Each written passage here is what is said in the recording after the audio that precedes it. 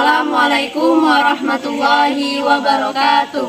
Kami dari kelompok 1B, mata kuliah Metabolisme dan Informasi Genetik yang beranggotakan saya Eka Setia Putri, saya Ranisa Fitri, saya Anastasia, saya Devira Agustin.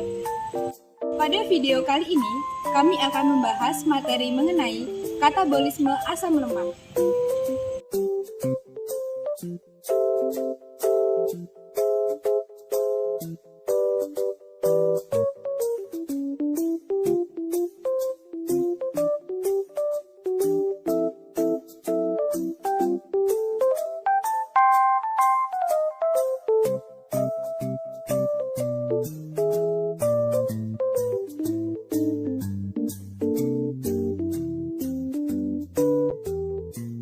Katabolisme adalah reaksi pemecahan molekul kompleks menjadi molekul yang lebih sederhana dengan bantuan enzim. Salah satu molekul kompleks yang dapat diurai dalam reaksi katabolisme ini adalah asam lemak.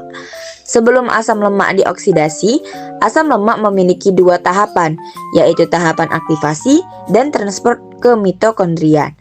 Oksidasi asam lemak memiliki beberapa tahapan, yaitu 1. Beta oksidasi, 2. Siklus Krebs, dan yang ketiga sistem transport elektron.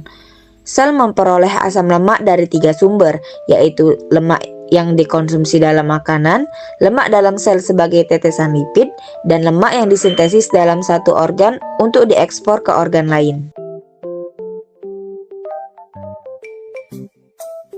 Salah satu contoh asam lemak pada kehidupan sehari-hari adalah keju. Keju merupakan pangan olahan susu yang mengandung asam lemak jenuh yang cukup tinggi. Fungsi asam lemak pada manusia. Di dalam tubuh manusia, asam lemak berfungsi sebagai yang pertama, sinyal biologis. Asam lemak terlibat dalam berbagai jalur sinyal biologis. Mengikuti asupan diet tak jenuh ganda, produk peroksidasi lipid dapat berfungsi sebagai prekursor mediator pensinyalan yang kuat. Kedua, metabolisme asam lemak sebagai sumber bahan bakar. Ketika digunakan sebagai sumber energi, asam lemak dilepaskan dari triasylglycerol dan diproses menjadi molekul berkarbon 2 yang identik dengan yang terbentuk selama pemecahan glukosa. 3. Penyimpanan energi. Asam lemak digunakan sebagai bentuk penyimpanan energi sebagai tetesan lemak yang terdiri dari triasylglycerol hidrofobik dalam sel lemak khusus yang disebut adiposit. Keempat, membentuk membran sel. Secara khusus, membran sel terdiri dari bilayer fosfolipid yang terdiri dari 2 rantai asam lemak yang terikat pada gliserol dan gugus fosfat hidrofilik yang bergabung dengan senyawa hidrofilik yang lebih kecil atau misalnya kolin. Sebagian besar enzim pencernaan dalam tubuh berbasis air dan mampu memecah karbohidrat dan protein. Karena lipid tidak larut dalam air, mereka membutuhkan enzim khusus yang disebut lipase, yaitu enzim pencernaan yang memecah lipid. Pencernaan lipid di mulut. Selama fase awal pencernaan, sel-sel di lidah menghasilkan sejenis lipase yang disebut lipase lingual. Lingual lipase adalah enzim yang mulai memecah trigliserida. Enzim ini stabil di lingkungan asam dan terus bekerja saat lipid berpindah ke perut untuk pencernaan lebih lanjut. Pencernaan lipid di perut. Lambung lipase adalah enzim yang diproduksi oleh sel-sel di perut yang terus memecah lipid. Isi dari lambung kemudian masuk ke usus halus. Lipid sekarang dalam tetesan yang lebih besar, mirip dengan apa yang terjadi pada pembentukan molekul minyak ketika dicampur dengan air. Tetesan ini kemudian memasuki usus kecil. Pencernaan lipid di usus kecil. Empedu adalah cairan pencernaan yang dibuat oleh hati dan disimpan di kantong empedu. Cairan hijau tua hingga kuning coklat ini dilepaskan ke bagian pertama usus kecil yang disebut duodenum dan membantu pencernaan lipid. Garam empedu adalah salah satu komponen utama empedu. Garam-garam ini menarik air dan lemak, memungkinkannya bertindak sebagai pengemulsi lipid. Istilah emulsi berarti memecah tetesan lemak besar menjadi tetesan yang lebih kecil. Tetesan yang lebih kecil meningkatkan luas permukaan lipid, membuatnya lebih mudah diakses oleh enzim untuk bekerja. Sedangkan di usus halus, pankreas mengeluarkan lipase pankreas yang memecah lemak atau trigliserida menjadi asam lemak bebas dan monogliserida sehingga dapat beredar di dalam tubuh.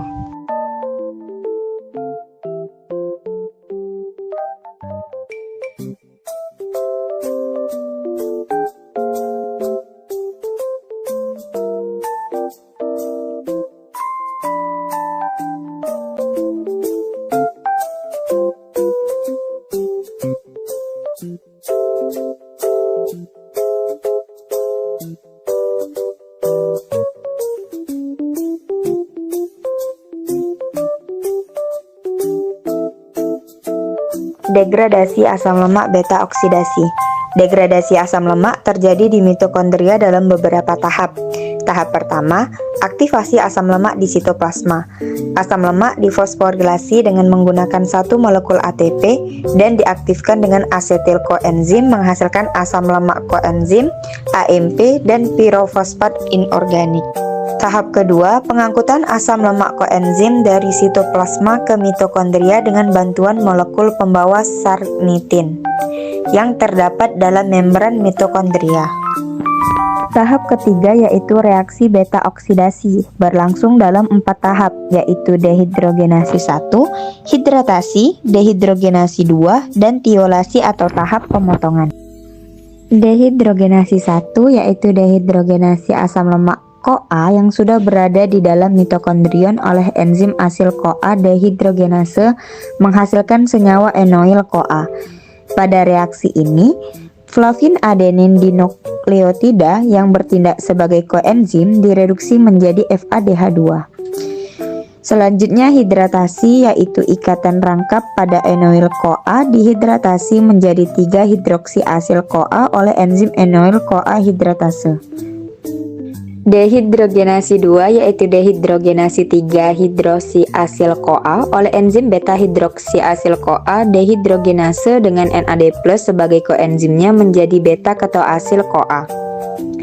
NADH yang terbentuk dari NAD+ dapat dioksidasi kembali melalui mekanisme fosforilasi oksidatif yang dirangkaikan dengan rantai pernafasan menghasilkan 3 molekul ATP. Pemecahan molekul dengan enzim beta ketoasil CoA tiolase. Pada reaksi ini, 1 molekul ketoasil CoA menghasilkan 1 molekul asetil CoA dan sisa rantai asam lemak dalam bentuk CoA-nya yang mempunyai rantai 2 atom karbon lebih pendek dari semula. Proses degradasi asam lemak selanjutnya adalah pengulangan mekanisme beta oksidasi secara berurutan sampai panjang rantai asam lemak tersebut habis dipecah menjadi molekul asetil CoA. Energi yang dihasilkan pada katabolisme asam lemak yaitu yang pertama dari beta oksidasi menghasilkan 3 asetil CoA dan 2 molekul FADH2 dan NADH.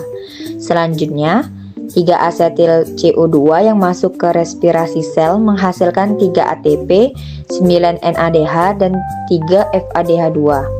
Jadi, total energi yang dihasilkan yaitu sebesar 38 ATP. Selanjutnya, energi yang dihasilkan pada katabolisme glukosa yaitu sebesar 32 ATP.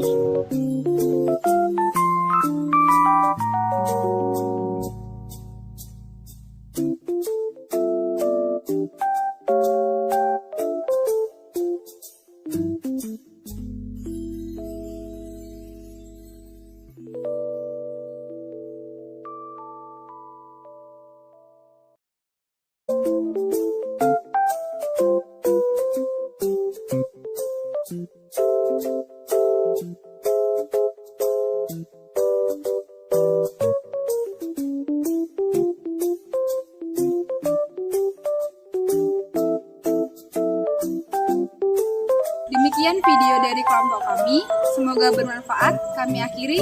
Wassalamualaikum warahmatullahi wabarakatuh.